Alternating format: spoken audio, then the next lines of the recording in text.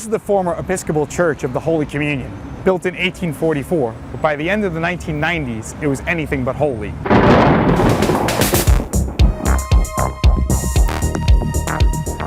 Between the late 1980s and the turn of the century, the Limelight was one of New York City's most infamous clubs and attracted all sorts of people from all around the world. Artists like Grace Jones, Marilyn Manson, Chuck Berry, Cyndi Lauper would all perform here. Limelight was also home to the Club Kids. These were an influential group of people that dressed up in elaborate costumes and partied the night away. By 1996, Limelight's appeal began to crumble when club kid Angel Melendez was killed by the ringleader of the group, party promoter Michael Alec, and his roommate Robert Riggs, also known as Freeze. In Alec's apartment, they took the body, put it in the bathtub, filled it with Drano, ice, baking soda. Days later, they cut up the body, put it in a box, and dumped it in a river.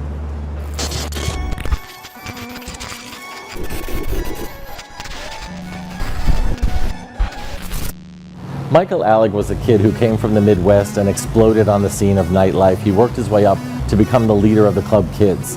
Love your haircut. I mean, it's just sensational. Well, low maintenance. I see that. It's great. I don't know. I guess they're jealous because I'm having a lot of fun and they're not. When Michael started, he was reckless and bratty and fun, and I liked his charisma. I liked his ideas for club parties, and I liked the way he wanted to shake up the bourgeoisie and the banality and get attention for himself, though that gradually led to a spiraling. And there was a dark side from the beginning, but at first we were kind of captivated by the dark side. Ooh, he has nerve, he really can shake things up. He's got, the cojones to go there. But eventually it became more out of control and less cute. Before I knew it, he was throwing big parties, everyone was following him. A whole legion of club kids was saying, Michael, Michael, and I would turn around and it's like, no, Michael Alec, not you. The club kept hiring him. I kept going to his parties. We all sort of enabled it in some way, but also I was there not just to celebrate him, which I did on talk shows when I said nightlife is a wonderful place for many LGBT youth. We make our own rules in the clubs. Nobody is there to say, you can't dress like that, you can't behave like that, you shouldn't be doing that. We can do whatever we want. A lot of LGBT kids found a home here. They could work within the scene, they could enjoy themselves, bond. Some of them had been thrown out by parents or weren't accepted by their parents, and here they were accepted. But I also was there to chastise and say when he went overboard, which was often. And Michael even had a party here at Limelight that was like a blood feast thing with, dismembered limbs and imagery like that, which made you wonder what he was thinking about.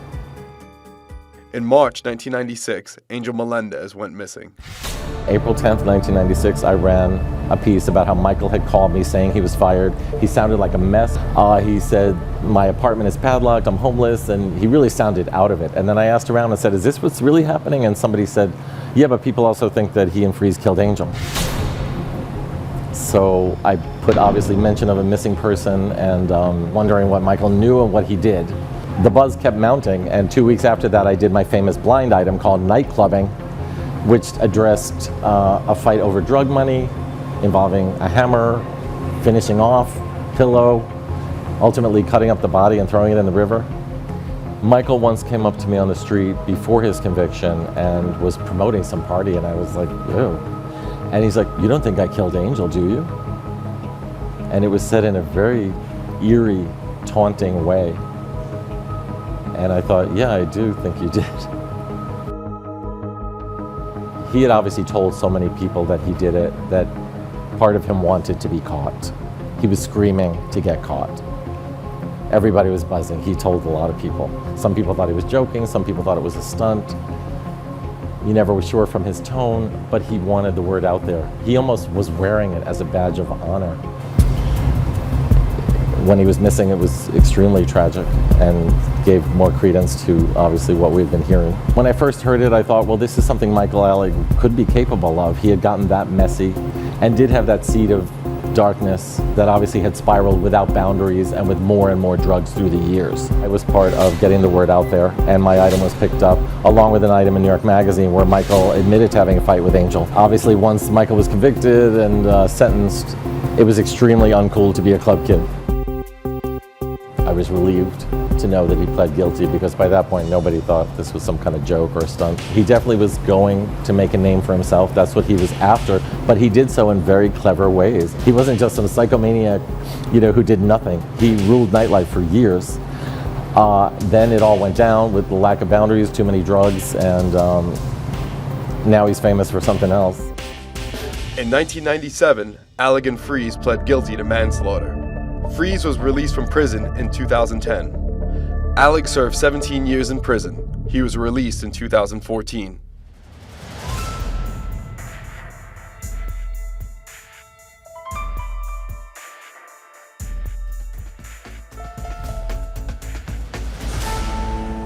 We were hoping that we would go to bed and wake up the next day and that it had been a dream. I mean, we were that scared, and it's hard to put yourself in this situation where you've done something like this that's so horrific that really the whole universe has changed.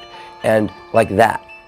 I don't know of any other story in modern day that has so many drama queens and so many attention whores. And so I can imagine that when the DA went around asking people, questions, there were people that just made up answers because they wanted to be involved in some way.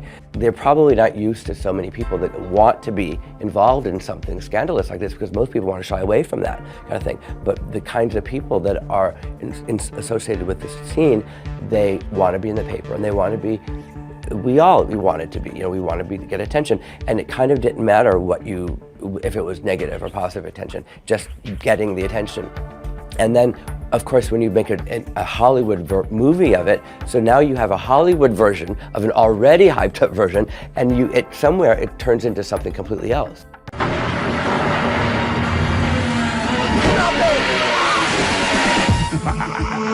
There are a lot of people who just they see something on film, and because it's in a movie or documentary, they think it's got to be true. There's a story that came out that said you injected his body with Drano. Is that true or false?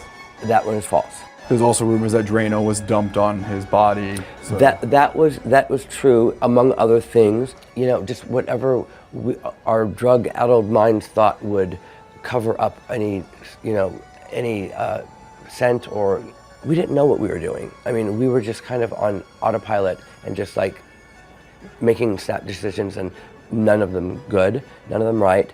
But that's what happens when you're on drugs. You don't even realize that you're not making right, because you're on drugs. So, I'm not using drugs as an excuse or anything, because I was sober when I decided to take drugs. So, I have to take responsibility for everything that happens while I'm on them.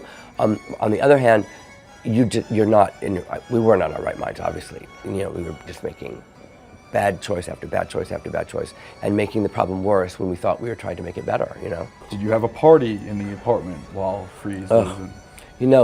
No, we did not. Things like that upset me because they add an air of sinisterness and darkness to it's already a terrible situation, already a dark situation, but that specific thing changes the story from something that possibly could be forgivable in a certain, by certain people in a certain, to something that maybe isn't so forgivable, because it's now there's premeditation, and there's malice, and kind of, and so that bothers me. It insinuates an air of, just callousness, and we don't care, and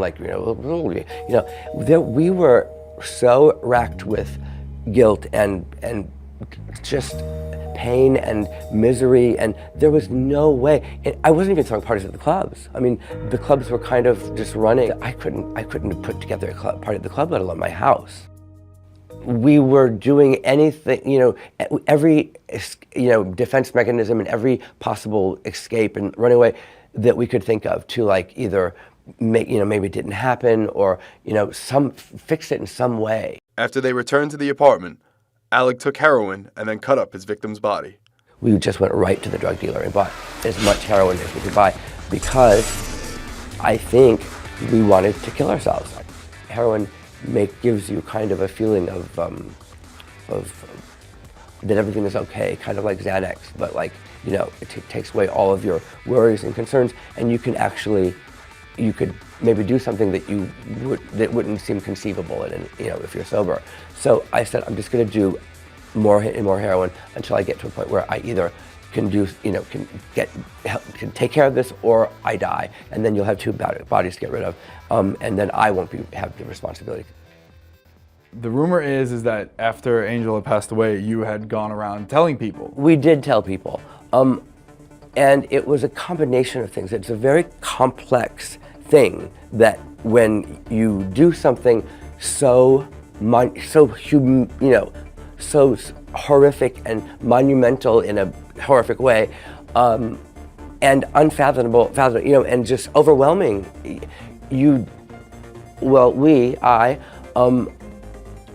I told people because in a way I felt, and this is really selfish, but drug addicts are selfish people.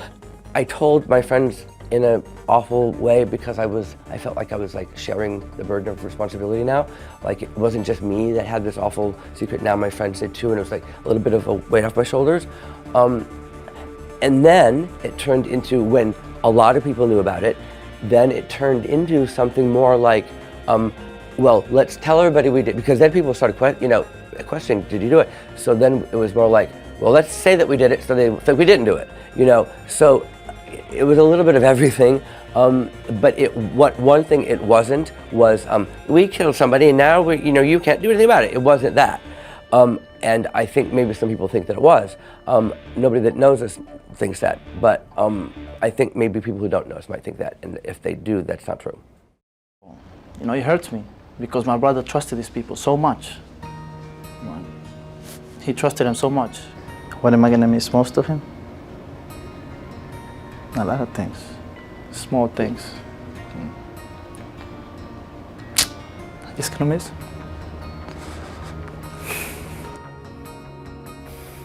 Because of what happened with the judge, and they said you could not communicate with Angel's family.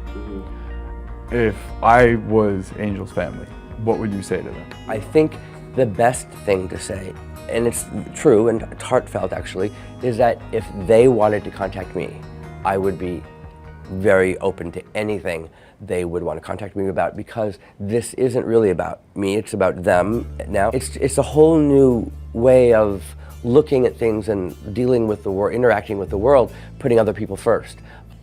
If that would be something that would make them happy, I would be willing to do anything they want me to do, So how are things in your life, Michael, these many years after you started? Things are just great, Geraldo. How are things in your life? Oh, fine, thanks, fine. When I see footage of me from back then, and how flippant and kind of, not exactly mean, but maybe arrogant, and it makes me cringe, honestly, and I feel like I have a lot of making up to do. I'm trying to reimagine myself or reinvent myself into a person who is, maybe you will say, less self-indulgent, and more selfless instead of selfish. There's a time to be selfish and indulgent when you're 20, 25. I'm 52 now, so I think I need to be the opposite of that. I believe in karma, and I want to balance the scales. And I know that nothing I ever do is going to erase the past and make it all good again. But as long as I'm going in that direction, I'm just trying to incorporate that kind of idea, that kind of feeling into everything I do, really. So important to remember that Freeze was the equal killer, and that Angel especially was the victim. Angel's family came from Colombia to New York when he was 8.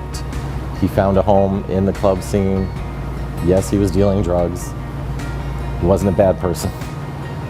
And it's important to remember the victim and not just keep, sometimes I'm loath to even talk about Michael Alec, because people say just even talking about how horrible he was is a form of celebration, and he's loving it. It's horrifying. It's definitely the most horrifying thing I've ever covered in nightlife. Would you look at that? Let's see it. Show us your stuff.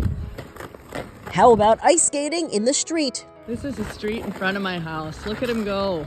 An ice storm in North Dakota created the perfect conditions for it. Clearly a professional. Is it good ice? actually not bad. What Charles Manson did for the 60s, Sid and Nancy did for the 70s. He'd always drew the heat, the bouncers, the cops. She was definitely the Yoko of the scene in a way. Nobody liked her. He was the true anti-culture person.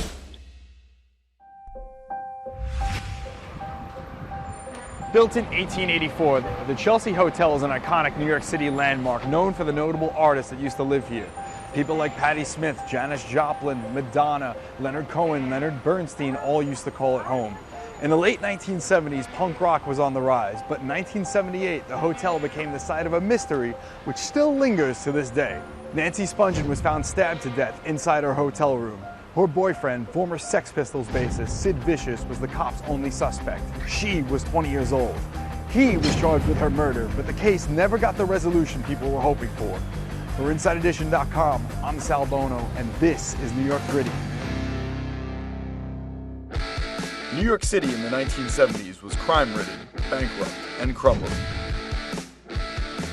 New York City was gorgeous back then. I mean, it was burned out buildings. It looked like a giant movie set. You know, everybody's now trying to recreate 70s New York for their TV shows and stuff. But it was so unbelievably damaged. It's a time when the inmates ran the asylum. There were no boundaries, no laws, no rules. Punk came about. You had to be careful. And there was a lot of violence, a lot of stabbings, killings, shootings, drugs. There was a lot of it, but, you know, people were so free. It was this New York that a group of people called punks felt most at home. Punk rock was raw energy and distorted sound. One of its most famous bands was the Sex Pistols from England. Defined by their disheveled wardrobe, dirty appearance, and anarchist attitudes, punks were among those from the counterculture who gravitated to the Chelsea Hotel. I mean, everyone romanticized it. It was dirty and grubby. I remember waking up there. I went home with some girl who lived there, and just thinking, this place is like a mental hospital. You know, where there's no security. You know, everyone was just so crazy. I mean, it was kind of cool in a way. There was a certain floor, I don't remember, that you didn't want to go past without worrying about getting robbed or mugged, and you wouldn't want to spend the night if they had a room available on those floors. Two of the hotel's most notorious guests occupied room 100, Sid Vicious and Nancy Spungen. Friends say their relationship was fueled by addiction to drugs and rock and roll. They'd met in London and toured with the Sex Pistols. When the band broke up, the couple moved to New York City. Sid was an idiot. You know, he looked great though. People said they would walk behind them in Times Square because money would always be falling out of their pockets. Was it because they never had money before? They're just like, I don't know what to do with this now. No, it's that they demanded to get paid in cash. Sid and Nancy had the run of the Chelsea. There were a lot of instances going on in there and complaints from neighbors, but all swept under the rug. He was treated like a celebrity, you know, at Max's, CBGB's and everything, because, you know, punk was a big thing at the time in New York City, and he captured it, you know, and he was it, he lived it.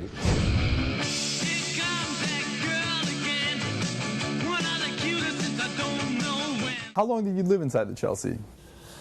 I moved out the day that she died.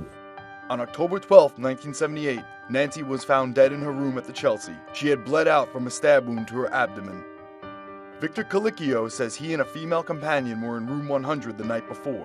Yeah, we were there, and we got a phone call, and the phone call was from Nancy, and she had wanted to trade some pot for pills or pills for pot. So we went and we Sid was passed out on the bed, the couch there. There was another guy in the room, I don't remember his name. And I remember she did have money with her. This is Nancy. Yeah, you know, it was like sitting right there in like a bag or something. I remember seeing it even on the floor. And we hung out a little bit, and you know, we left. When I woke up the next day and left, there were reporters and police, everybody all over the place. And I remember thinking that the guy who was in the room knows I saw him, and that for all I know, he may be afraid that I'm gonna go, you know, become a witness. Nancy was stabbed sometime after midnight and bled out for hours before she was found. The knife, which was found in her room, had reportedly been wiped clean. But the cops only had one suspect, Nancy's boyfriend, Sid Vicious. He was arrested that day and charged with her murder. I first met Sid Vicious not too long after he was first arrested in New York. He was pretty fragile. He was, kind of erratic. I have actually the old original statement that was disclosed at the time he was first arrested. And the first officer that reported the event said that he didn't know what happened. He wasn't there. He discovered the body at 10:30. He wished they would shoot or kill him. And he then identified himself and Nancy Spungen. That's what he said to the first officer. He never said that I killed Nancy. At least initially. He made a lot of statements at different times, but when he was first confronted, that's what he said.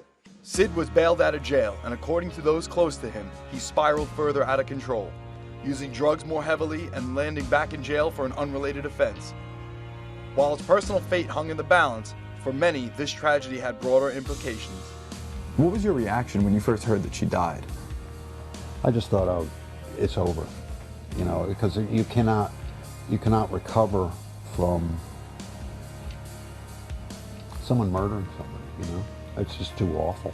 Punks became, murderous, crazy people, Look, they shoot dope and act like imbeciles and kill each other, As the embodiment of the punk scene, Sid and Nancy's relationship didn't help that image. Despite her problems, those who knew her say Nancy didn't garner a lot of sympathy from others. They said she was brash, abrasive, almost controlling, and extremely jealous over Sid. She was definitely the Yoko of the scene in a way. Nobody liked her. Said she's using him for his money. She's a Sid, what are you doing? No, you can't have any pizza till you finish at least one song. Do you feel bad for Nancy? That over the years she's gotten a bum rap. Yeah, definitely. I think it's undeserved, And he loved her, and that's what people have to remember. And I say the same thing about Yoko Ono. You want to say, but John loved her. You should respect that and treat it as that and nothing more. They loved each other, for whatever reasons. While the cops zeroed in on Sid, things weren't adding up for the people who knew him. Everybody swore it was Sid and all that, but I just never had that feeling, Why not? And the neighbor didn't hear, an argument or anything. I said if he would have killed her, the whole hotel would have heard it, because they did have some fights you can hear, They were always causing drama with each other, so the other one would have to pay attention to each other. I think she might have stabbed herself and think Sid would have come to her rescue, and Sid, didn't get up. He was passed out, But she was probably very, very high herself. There was a lot of talk about him having a pact with his girlfriend that if she went or he went, either from a drug overdose or something else, that they'd both go. And he said that a lot. He'd always said he wanted to be with Nancy Spungen. Sid Vicious said as much during his last known interview in late 1978 with BBC's Nationwide. Are you having fun at the moment? Are you kidding? No, I'm not having fun at all. Where would you like to be? Under the ground. Are you serious? Sid is no longer vicious, he's dead. His nude body found in a Greenwich Village apartment, spoon and syringe nearby. The heroin overdose may have been accidental. Sid Vicious didn't get his day in court. In February 1979, he was found dead here inside this West Village apartment building of a drug overdose. He was 21 years old. Even though Sid didn't get a chance to tell his side of the story, people that knew him say they don't believe he would have been convicted of killing Nancy. I think he would have been found innocent. I don't really think that Sid killed Nancy. I might be wrong. This is just my own opinion. But they were very, very high on Tuinals that night. I don't think Sid knew if he did it or not, I think he really was that out of it, Well, there certainly were no eyewitnesses. There were a lot of people around at the time of the murder. There were a lot of reasons people could have wanted to take their money. They certainly spent most of their time in that room in a highly intoxicated state. Anything could have happened. Authorities in New York say Sid Vicious was the only suspect in Nancy Spungen's death. The case is now closed. I mean, Sid kind of made their case for them. The knife was there. No one else in the room. She's dead. Even though I don't know if he did it or not. and he might have been acquitted. But no, because, you know, New York City is very fast. You know, there was probably 20 more murders on the district attorney's address that day, you know? Sid and Nancy had become an anti-Romeo and Juliet. The tragic end of their relationship and their lives still hold many questions 40 years later. Was it murder? And if so, who did it? Sid? The mystery man Victor Colicchio saw? Or someone else? Did the couple have a suicide pact as James Merberg theorized, that Sid backed out of it last minute? Or as Legs McNeil suggests, was it Nancy's final dramatic attention-seeking act? I personally like that they never find out, you know. Really? Yeah, it's kind of like, you know, people that want to believe it, it you know, inflames their fantasy of what punk is, you know. People that don't want to believe it would never believe it, you know, but it's you know, it's punk to keep it a mystery, you know. It is what punk is about.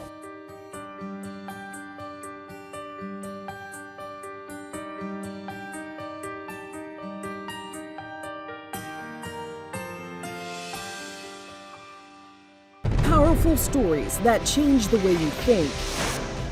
Impactful investigations that change the way you see. How many times has your car been stolen? 5 times. Yeah. What? Do you think that you're a responsible owner of tigers? I damn sure do. Heartwarming moments that change the way you feel. Amazing. Now available in a place that changes the way you watch TV. Inside Edition, streaming. We forget we're all mammals.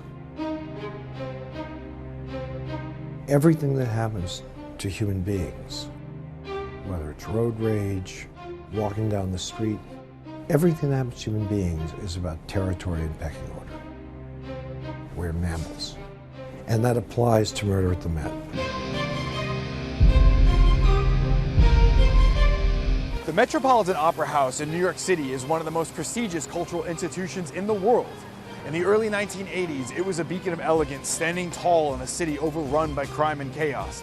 But on one terrible summer night, that crime and chaos found its way inside the Met.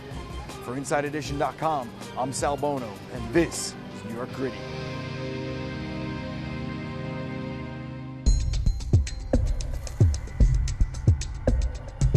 In the 1980s, New York was on its knees. Economically, the city was about to go bankrupt. Culturally, the violence was at its height. It's incomprehensible to most people to juxtapose what it was like then and what it is now. I mean, it was just really a feral city, and it came to a point where children were literally sleeping in their bathtubs so that stray bullets from drug-dealing gangs wouldn't be hitting children as they slept. Despite all the depressing things that were existing in New York City at that time, there were certain places that were considered almost like diplomatic enclaves where nobody would be harmed, nobody would be hurt, and that people could see only pretty things, only like beautiful things. The Metropolitan Opera was home to some of those beautiful things. The Manhattan home of great voices and big diamonds. Founded in 1883, the Met has always attracted top talent from all over the world. Backstage are many of the famous singers who have sung in well-known operas. Anybody that had any pretension to cultural appreciation would want to go to the Met. You look beautiful. There was that movie Moonstruck. Nicolas Cage wanted to go to the Met. He was a working class guy, and he had enough knowledge to know that this was something that was so beautiful. Meet me at the Met. All right, hold on.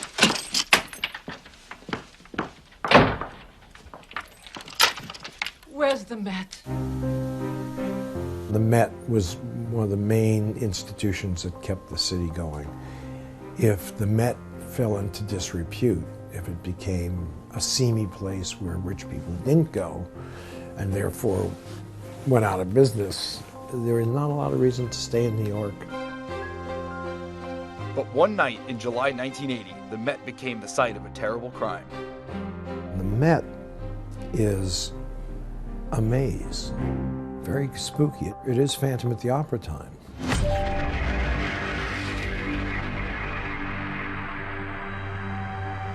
On the evening of July 23rd, 1980, Helen Hagnes, a superbly talented 30-year-old violinist, was performing in the orchestra of the Metropolitan Opera House in Lincoln Center on Manhattan's West Side. The Big Apple was a long way from Aldergrove, British Columbia, a tiny suburb of Vancouver where she was born and raised.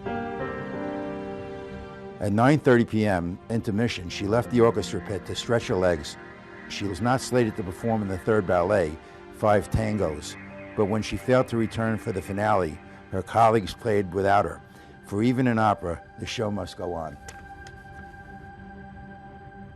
Not wanting his wife to travel home at night with her expensive instrument, Helen's husband, Janis Mintix, would pick her up after each performance. On that terrible night, Janis was waiting outside the Met, but Helen never came out to meet him. The next day, her body was found inside one of the building's air shafts, nude and bound with rope. I opened my door and picked up the paper, and there was the headline. That's how I found out. I literally fell on the floor, and I collapsed for about 10 minutes, and then I got up and I said, what am I gonna do?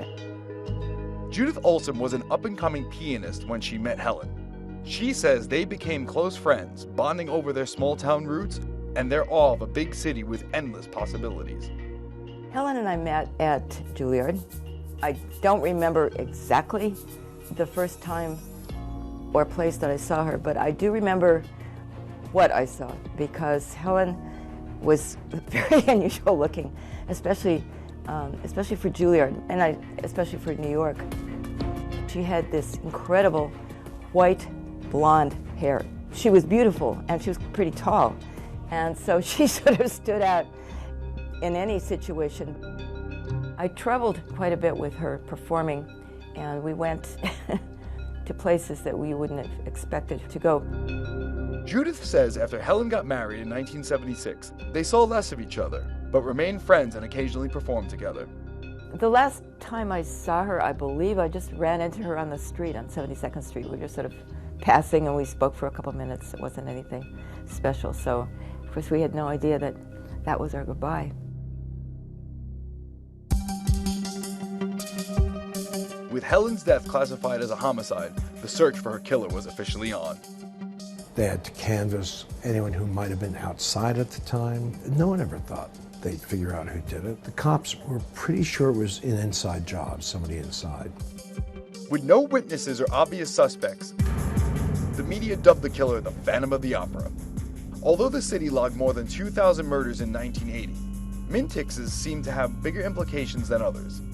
This is where Helen Hagnes played her violin on Wednesday night.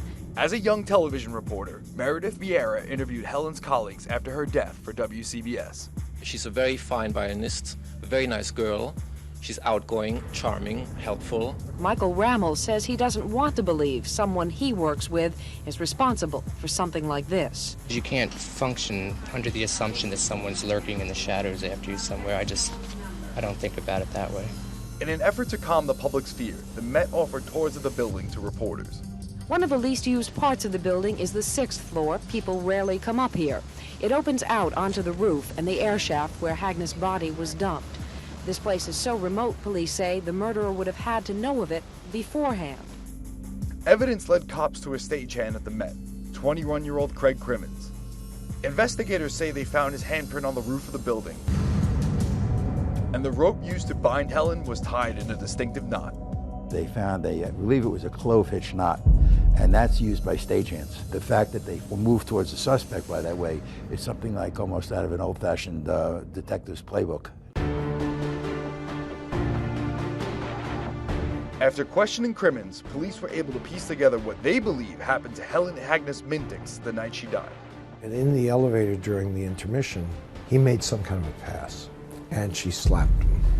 And that was the trigger. He pulled out a hammer, and he was enraged. And it wasn't so much the slap, it was the, you don't think I'm good enough for you, I believe. He becomes enraged, and in a drunken stupor, he takes her up to the roof of this edifice in the back of this 10-story structure behind the patron's gaze. And he proceeds to try to undress her. He tries to rape her, but he can't because of his inebriation, presumably. Leaves her there. When he walks away, he hears her making a sound that's like a wounded animal because she was beaten up by this guy. In the end, he actually kicks her, and he pushes her basically down this shaft, where she's found like dangling in the shaft hours later. She had subdural hematoma, bleeding in the brain, and the suggestion is that she died while she was kicked off this roof. She was still alive, and she died a slow and painful ignominious death. Craig Crimmins went on trial for killing Helen Hagnes Mintix in 1981. The Phantom of the Opera had been unmasked to the relief of many. I was afraid for myself because pretty much everybody that knew me knew her. So I thought, well, if somebody was looking for her, if somebody had targeted her and sneaked into the Met, maybe I'm next. It was intense grief. I mean, I cried day and night, but I was also afraid for myself. Craig Crimmins was convicted of felony murder and sentenced to 20 years to life in prison, where he remains to this day. With Crimmins locked away and New York City having cleaned itself up from its crime-ridden past, the murder at the Met has become a distant memory. But Helen's friend says the Phantom of the Opera will always mean something different for her than for anyone else. I would rather have it called Phantom of the Opera than a title that really describes what happened. I would rather hear that than my best friend Helen was tied up, tortured.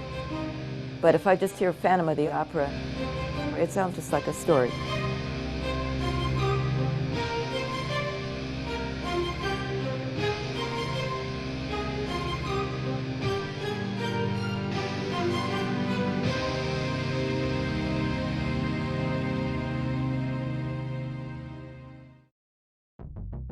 This teacher is racing to break up a fight. He gets right in the middle of it when suddenly...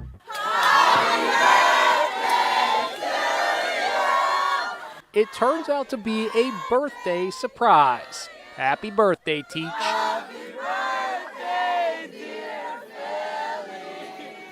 Happy birthday to you. John Lennon can't be dead. 4 cops pulled John Lennon out and put him into the back of a police car, and his mouth, he was bleeding from his mouth, and it was a terrible sight.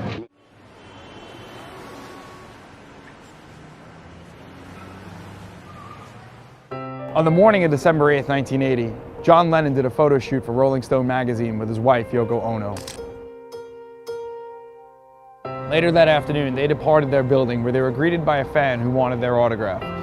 Lennon signed the copy of his most recent album, Double Fantasy. Then, John Lennon and his wife came here to the record plant to record Yoko Ono's single, Walking on Thin Ice.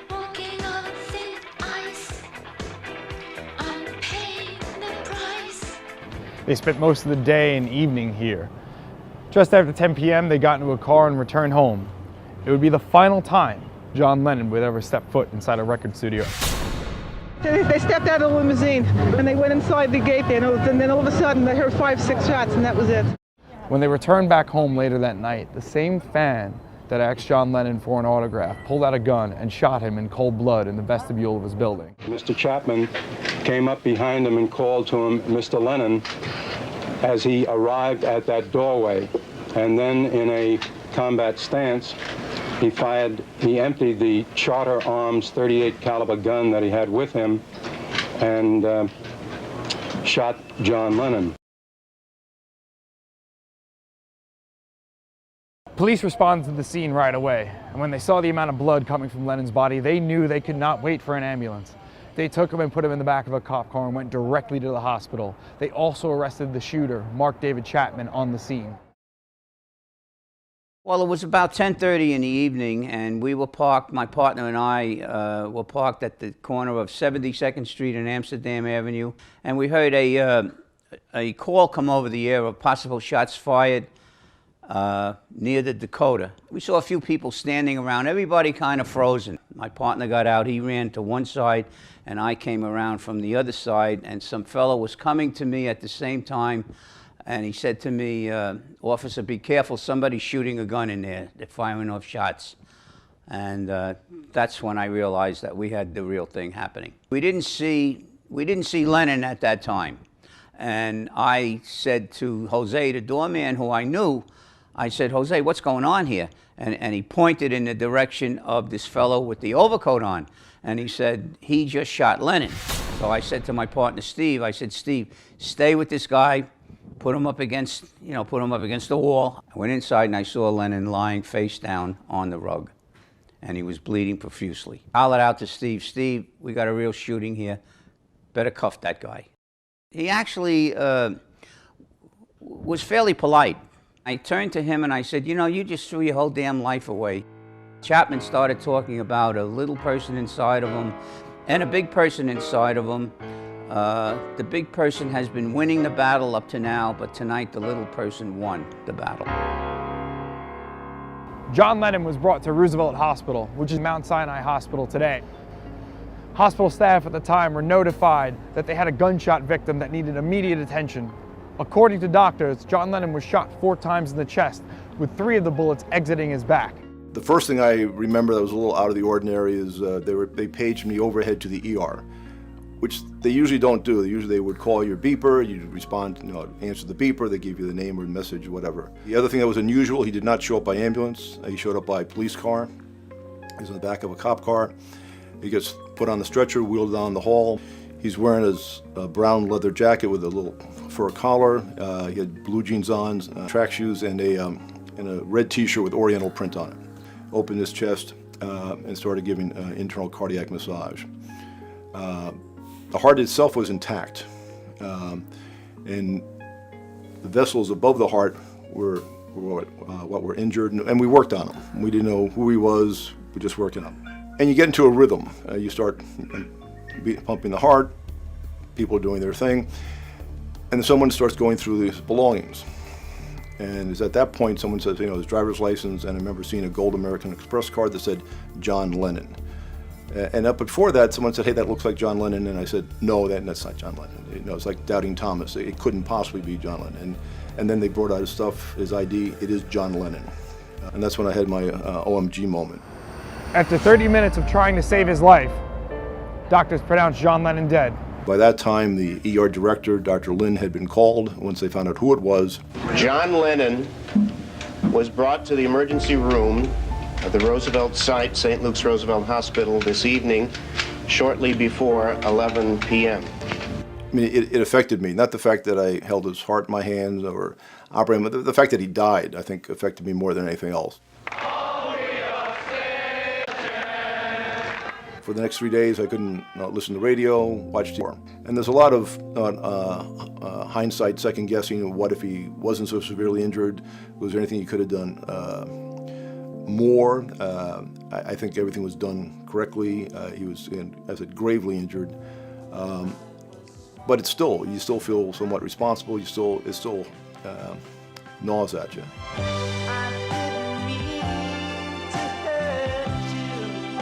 You know where you're in certain moments in your life, and I obviously I have not forgotten this one. Yoko Ono, who was inside the hospital, was given the sad news by doctors that her husband had passed away. She was then placed in the back of a cop car and given a police escort where she returned home to the Dakota. But at that point, word had gotten out that John Lennon had passed away, and the building was mobbed with fans from all over.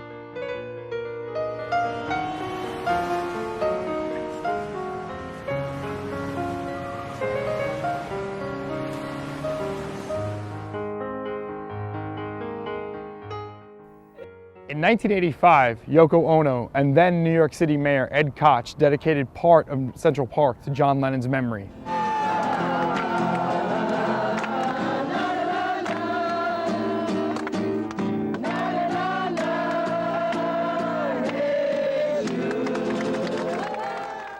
Ono, who still lives in the Dakota, overlooks the area known as Strawberry Fields, where she can see fans sing her husband's songs, lay flowers, and celebrate his memory.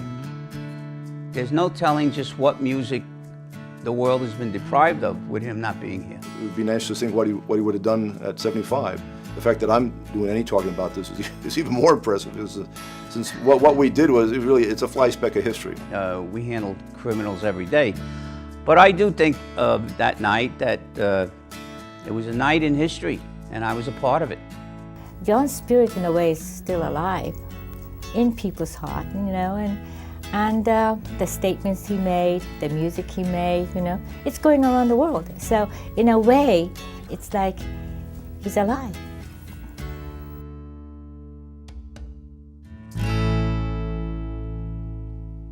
Powerful stories that change the way you think. Impactful investigations that change the way you see.